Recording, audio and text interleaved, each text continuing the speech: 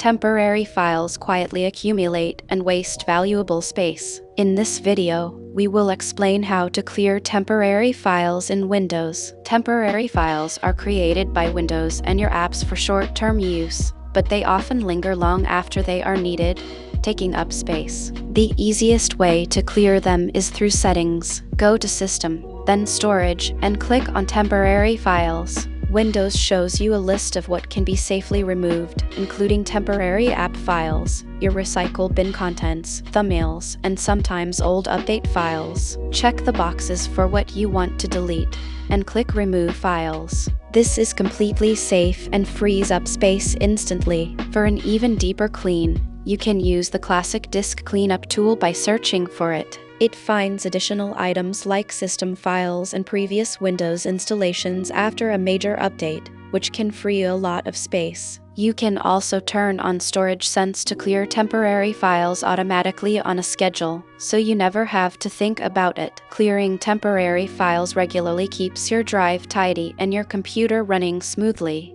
It is one of the simplest maintenance habits with a real, noticeable benefit.